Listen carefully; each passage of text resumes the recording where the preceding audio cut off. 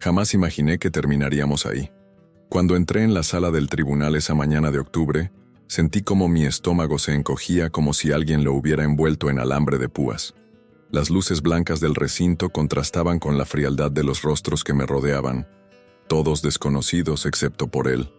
Mi exmarido estaba sentado al otro lado, flanqueado por su padre don Ernesto y su abogada, una mujer de traje gris que no me había dirigido ni una sola mirada desde que llegué. Daniel tenía el ceño fruncido como si todo esto fuera una ofensa personal dirigida específicamente contra él. Yo llevaba 4 días sin dormir bien, repasando cada momento de nuestra relación, cada palabra que nos habíamos dicho, preguntándome una y otra vez cómo diablos habíamos llegado hasta ese punto. Las ojeras bajo mis ojos lo delataban todo. Mi hermana Carmen me había ofrecido quedarse con Mateo esa mañana, y por primera vez en mucho tiempo le dije que sí. No quería que mi hijo de 6 años viera a su madre desmoronarse en una sala llena de extraños. El aire olía a papel viejo y desinfectante. Me senté junto a mi abogado, el licenciado Morales, un hombre mayor que me había conseguido mi prima Elena. Tenía las manos sudorosas y no dejaba de juguetear con el bolígrafo. «Tranquila, Carolina», me susurró. «Tenemos todo lo que necesitamos».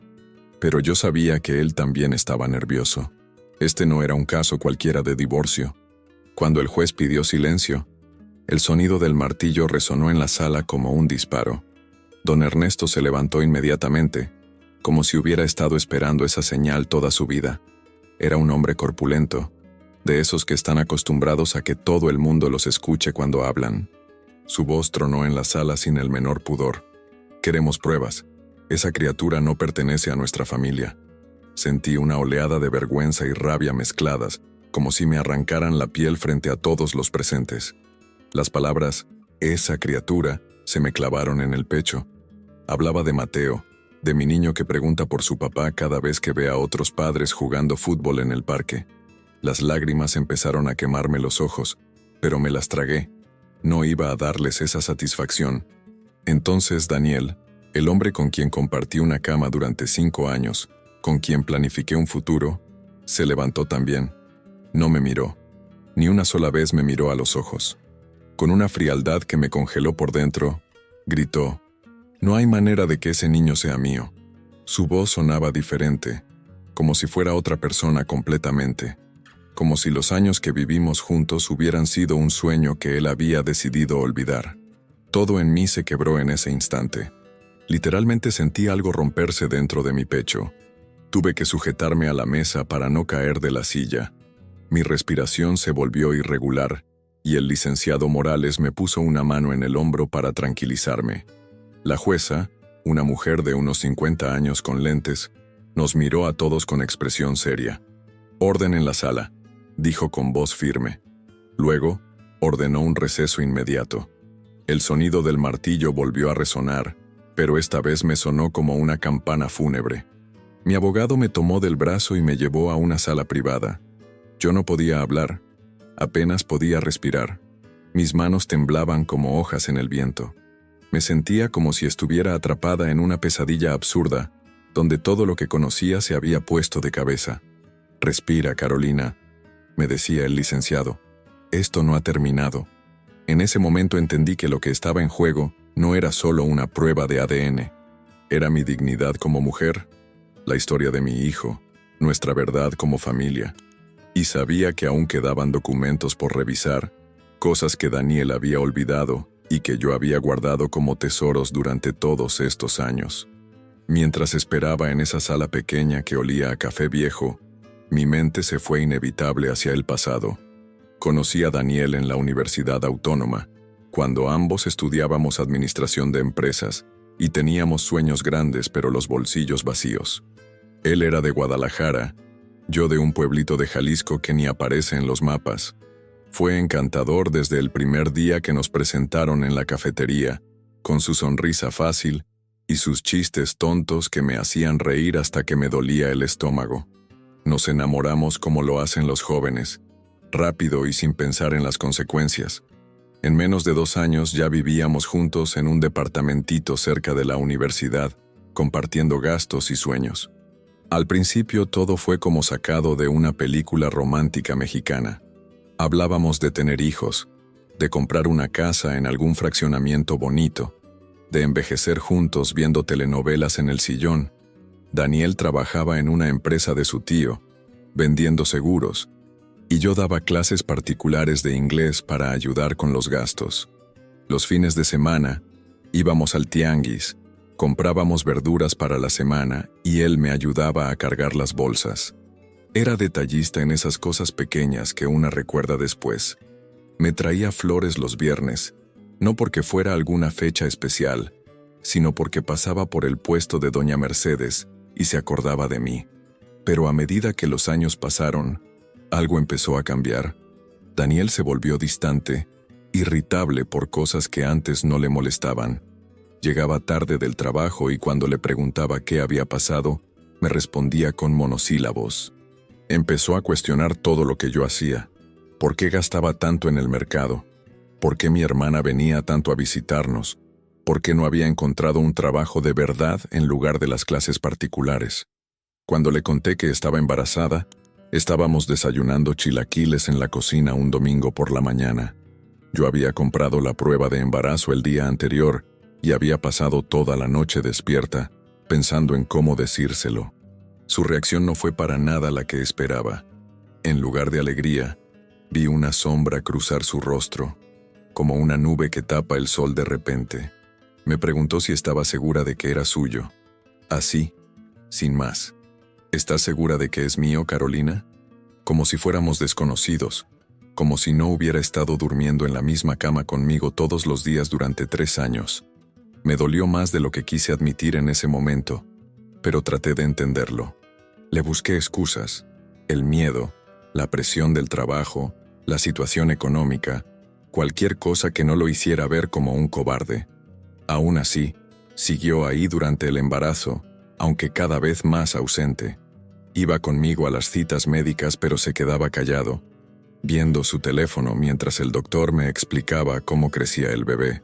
Cuando llegó el momento de armar la cunita, lo hizo sin ganas, como quien cumple una obligación. No eligió nombre conmigo, no me acariciaba la panza, no le hablaba al bebé como hacen otros papás. El día que nuestro hijo nació, después de 8 horas de labor de parto en el hospital civil, Daniel se había ido a comprar algo de comer y no regresó hasta 3 horas después. Lloré más por estar sola en ese momento tan importante que por la emoción de conocer a Mateo. Las enfermeras trataron de consolarme, diciéndome que los hombres a veces se ponen nerviosos, pero yo sabía que esto era diferente. A los pocos meses, Daniel se fue. Una mañana me levanté y encontré una nota en la mesa de la cocina. Necesito encontrarme a mí mismo. No es personal, Carolina. Como si los últimos 5 años de nuestras vidas fueran un capricho pasajero. Se llevó su ropa, sus libros, y me dejó con un bebé de 4 meses, y una renta que no podía pagar sola. Durante los siguientes 6 años, solo pagó la pensión alimenticia porque el juzgado lo obligaba. Cada mes llegaba el depósito como un recordatorio amargo de que existíamos. Evitó cualquier vínculo afectivo con Mateo, nunca vino a verlo, nunca preguntó por él. Hasta que decidí solicitar la custodia completa y regularizar el apellido de mi hijo. Solo entonces Daniel decidió responder con esta demanda absurda, alegando que el niño no era suyo. Como si negar la paternidad pudiera borrar el abandono, como si las palabras en un tribunal fueran más fuertes que la verdad que todos conocíamos. El receso fue de apenas 20 minutos, pero suficiente para que mi mundo cambiara completamente. Mientras yo trataba de recomponerme en esa sala pequeña, bebiendo agua tibia de un vaso de plástico y tratando de controlar el temblor de mis manos, el licenciado Morales revisaba una carpeta gruesa con documentos que habíamos entregado al juzgado semanas antes. Era una carpeta que yo había armado con mucho cuidado durante las noches, después de acostar a Mateo. Tenía fotografías, recibos médicos, comprobantes de pago, y también mensajes de texto que había impreso desde mi teléfono. Todo lo que pudiera probar que Daniel había sido parte de nuestras vidas, que había reconocido a su hijo, que había estado presente aunque fuera mínimamente. De pronto, vi cómo el licenciado alzaba la mirada y sus ojos se iluminaron.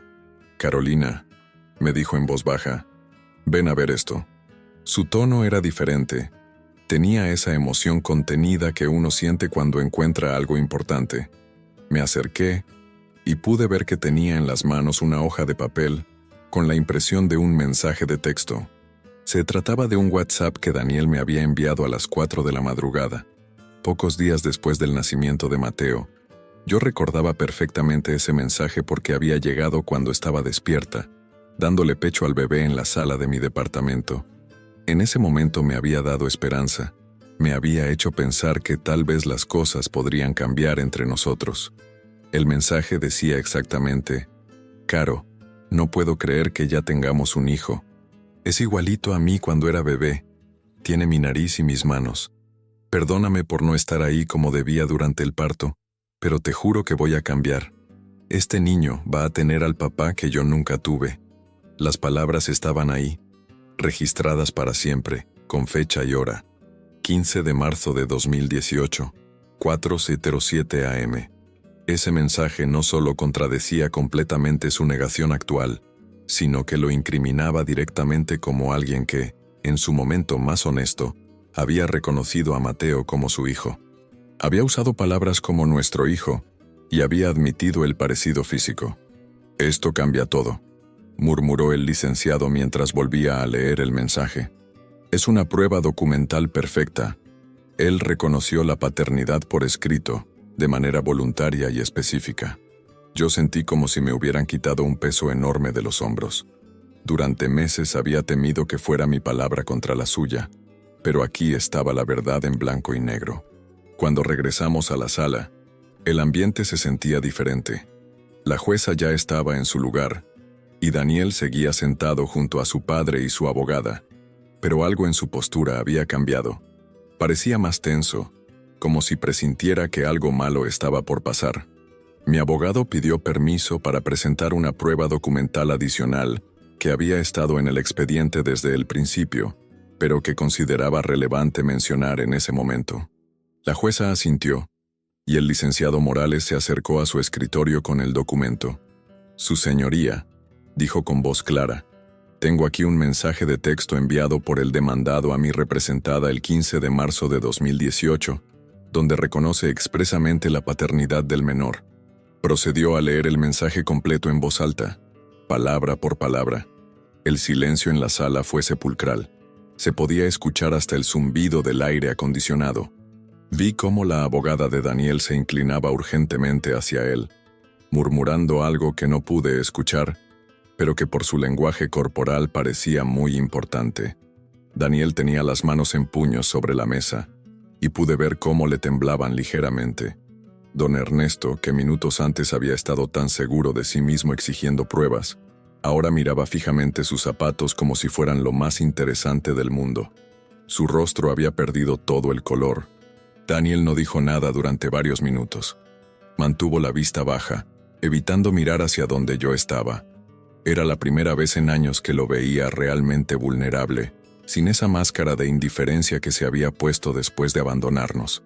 La jueza pidió que se verificara la autenticidad del documento, pero mi abogado ya tenía preparado el reporte técnico que confirmaba que el mensaje había sido enviado desde el número telefónico registrado a nombre de Daniel Ramírez García. No había manera de negarlo o de decir que era falso. Fue entonces cuando todo comenzó a cambiar. Las certezas que habían traído se desmoronaron en cuestión de minutos, y por primera vez desde que entré a esa sala, sentí que tal vez la justicia sí existía. La abogada de Daniel pidió tiempo para revisar el mensaje, pero la jueza fue tajante. «Licenciada Herrera», le dijo con voz firme, «este documento ya fue validado por peritos digitales cuando se integró al expediente hace 3 semanas. Tuvieron tiempo suficiente para revisarlo. La evidencia era clara como el agua, y su peso en el caso era ineludible». Daniel seguía sin decir nada. Tenía los codos apoyados en la mesa y se cubría parcialmente la cara con las manos, como si quisiera desaparecer. Mantuvo la vista baja durante todo el intercambio, evitando mirarme a toda costa. Era extraño verlo así, tan pequeño, tan frágil. Durante años había construido en mi mente la imagen de un hombre frío y calculador, pero en ese momento solo veía a alguien que se había quedado sin argumentos. Su padre, don Ernesto, que minutos antes hablaba con tanta soberbia sobre esa criatura y exigía pruebas con la autoridad de quien está acostumbrado a mandar, ahora se hundía en su silla como si todo el aire de la sala lo hubiera aplastado. Sus manos gruesas que había usado para gesticular mientras hablaba, ahora descansaban inmóviles sobre su regazo. Por primera vez en años, sentí que algo de justicia se asomaba tímidamente en mi vida.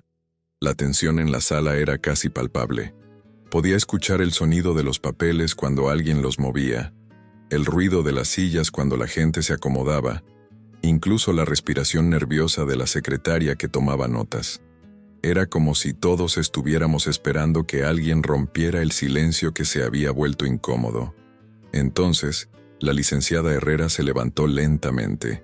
Era una mujer elegante, de esas que siempre parecen tener todo bajo control, pero ahora su seguridad se había esfumado completamente. Su tono ya no era desafiante como al principio, sino casi suplicante, como si estuviera pidiendo un favor en lugar de defendiendo un caso. Su señoría, dijo con voz menos firme que antes, a la vista de esta nueva evidencia, solicitamos una pausa para discutir con nuestro cliente la posibilidad de llegar a un acuerdo extrajudicial que beneficie los intereses del menor. El cambio fue tan abrupto que casi me dieron ganas de reírme, pero el dolor era demasiado profundo para eso.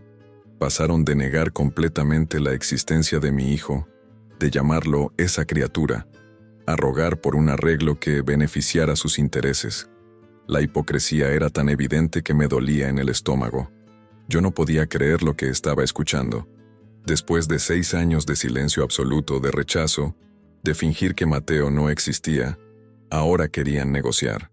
Después de obligarme a llegar hasta un tribunal para reclamar lo que era obvio, ahora querían sentarse a platicar como gente civilizada. Mi abogado me miró por encima de sus lentes, buscando mi aprobación. En sus ojos podía ver la pregunta: ¿qué quieres hacer, Carolina?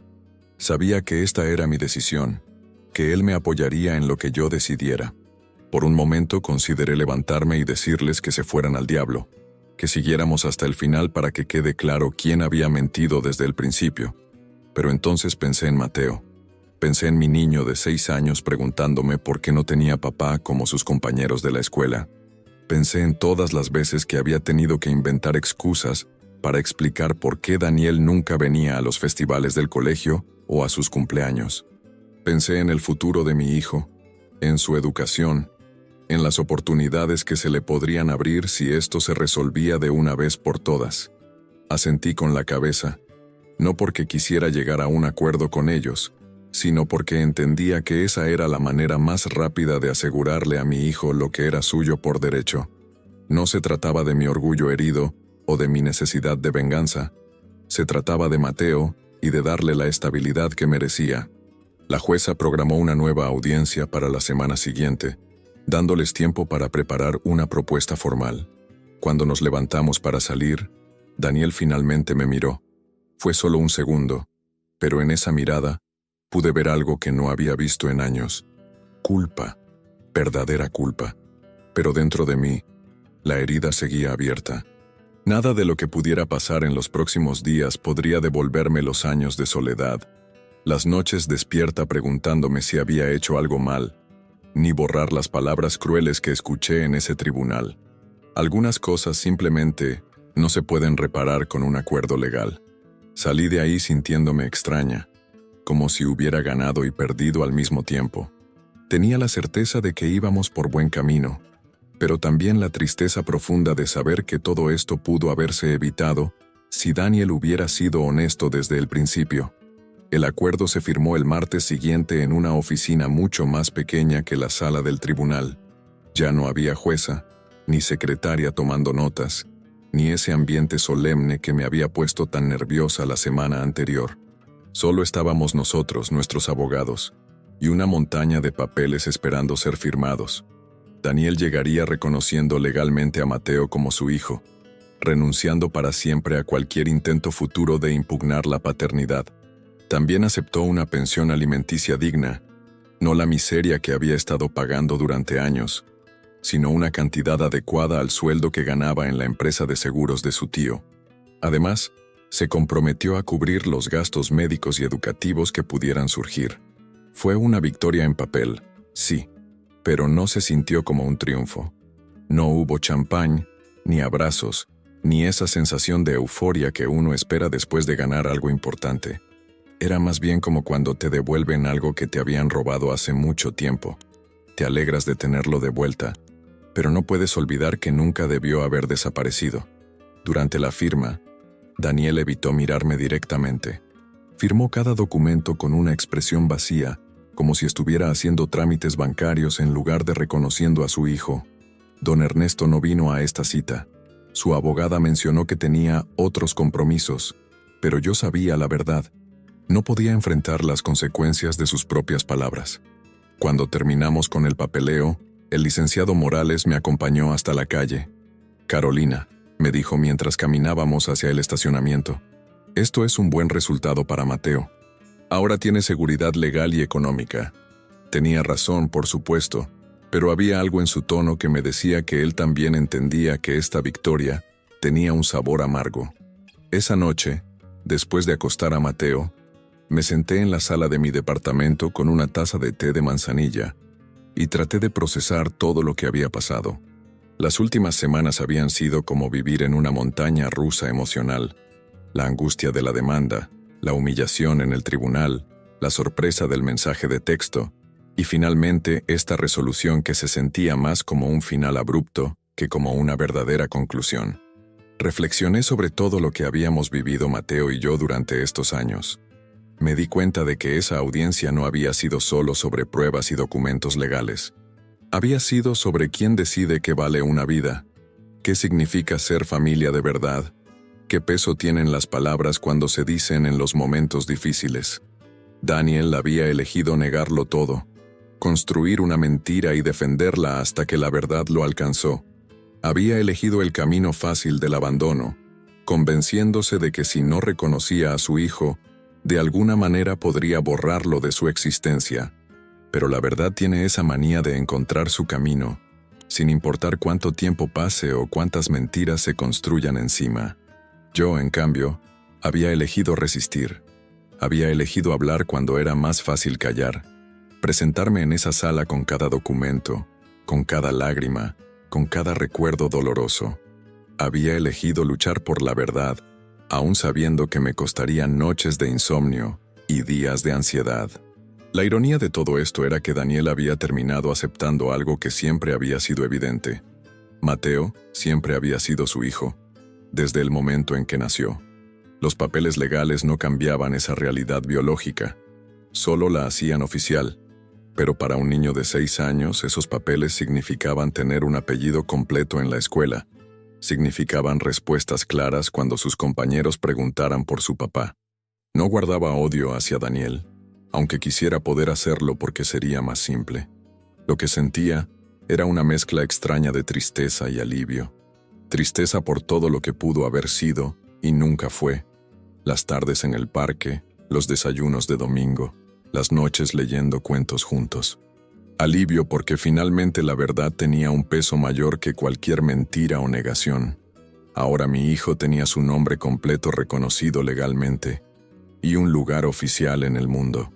Tenía la seguridad económica que le permitiría estudiar sin preocupaciones y acceso a servicios médicos cuando los necesitara. Pero lo más importante era que siempre me tendría a mí, y eso era algo que ningún tribunal podría quitarle o darle. Esa noche dormí mejor que en semanas, no porque todo hubiera terminado perfectamente, sino porque finalmente sabía que había hecho lo correcto. 3 meses después de firmar los papeles, mientras preparo huevos revueltos para el desayuno de Mateo, lo miro jugar en el suelo de la cocina con sus carritos, y me doy cuenta de lo lejos que hemos llegado. Tiene una sonrisa que ilumina toda la casa, y en sus ojos veo la tranquilidad de un niño que ya no tiene que escuchar a su mamá llorar por las noches cuando cree que está dormido. Él no sabe todos los detalles de lo que pasó en el tribunal, no por completo, A los 6 años no necesita cargar con el peso de entender por qué su papá lo negó durante tanto tiempo. Lo que sí sabe es que ahora tiene los 2 apellidos en su credencial escolar, que ya no es el niño sin papá en las juntas de la escuela, y que su mamá está más tranquila. Para él, eso es suficiente. «Mami», me dice mientras estrella 2 carritos de juguete, «¿ya no estás triste?». La pregunta me toma por sorpresa, como suelen hacer las preguntas de los niños. No sabía que había notado mi tristeza durante todos estos meses, pero los niños se dan cuenta de más cosas de las que creemos. «Ya no, mi amor», le respondo mientras sirvo los huevos en su plato favorito, el que tiene dibujitos de dinosaurios. «Mami está bien ahora». Y es verdad. No completamente porque hay heridas que tardan más en sanar, pero sí estoy mejor que hace 3 meses. He aprendido a no cargar con culpas que no son mías. Durante años me pregunté si había hecho algo mal, si había dicho algo que provocara el rechazo de Daniel, si tal vez no había sido una buena pareja.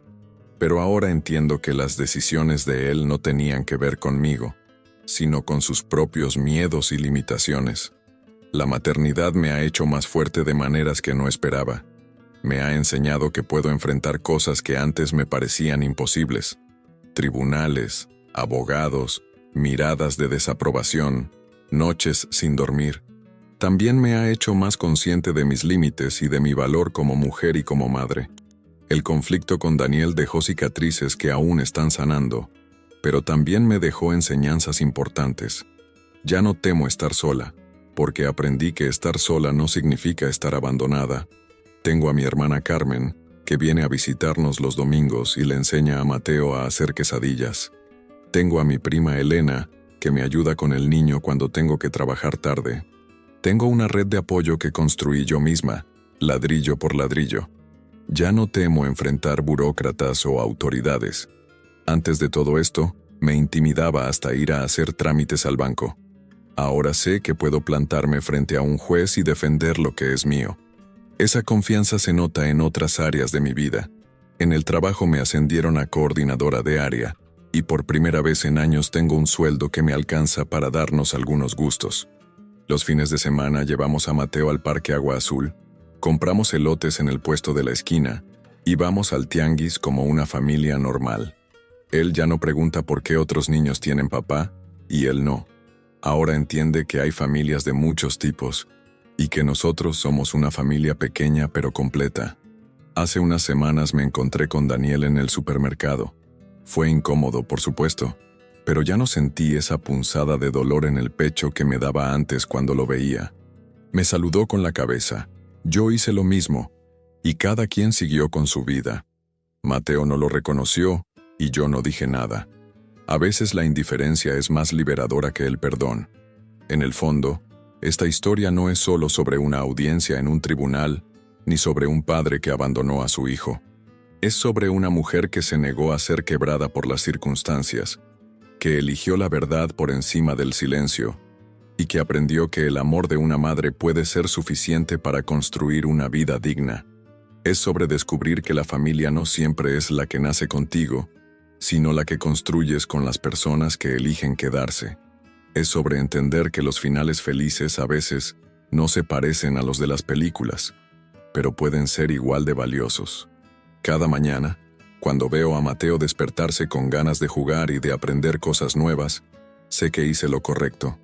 Seguiremos construyendo nuestro futuro paso a paso, sin mirar atrás, porque el pasado ya cumplió su función. Nos enseñó quiénes somos realmente cuando las cosas se ponen difíciles.